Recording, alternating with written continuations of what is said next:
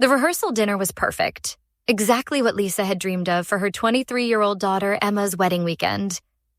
At 38, Lisa had worked tirelessly to help plan every detail of the celebration, her heart swelling with pride as she watched Emma laugh with her fiancé Michael, 25, surrounded by family and friends in the elegant venue. Then, without warning, Lisa felt something terrifyingly wrong. Bright red blood began flowing between her legs.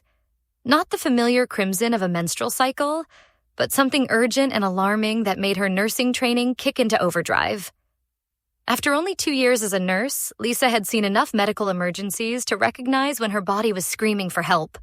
"I need to get checked out," she told Emma and Michael quietly, trying not to alarm the other guests. Her voice was steady, professional even, as she explained what was happening. Lisa's mind raced through possibilities. Perhaps a cyst had ruptured, something simple that would require a quick emergency room visit and maybe some stitches. She'd be back home in a few hours with a story to laugh about later. But when Lisa stood up to position herself on the MRI machine, her world collapsed in the most literal sense possible.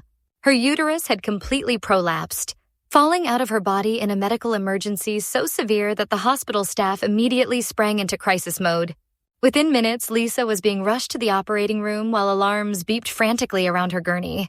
The bright fluorescent lights of the surgical suite became her new reality as medical professionals prepared for emergency surgery to address the life-threatening situation. Blood loss was severe. Her body was failing at the moment when she should have been celebrating her daughter's upcoming marriage. But somehow, through the fog of shock and medical trauma, Lisa's maternal instincts overpowered everything else.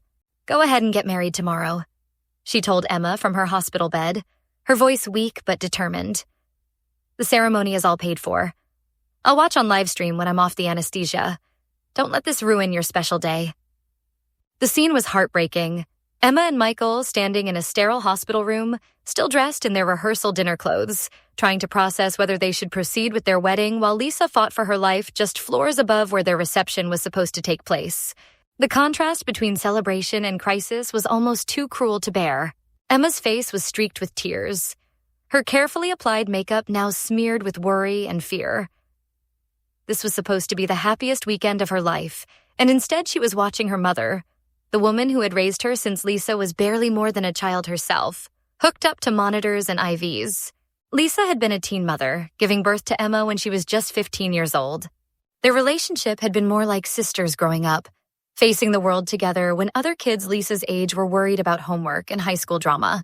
Now, at 38, Lisa was finally watching her daughter achieve the milestone of marriage that represented stability and happiness.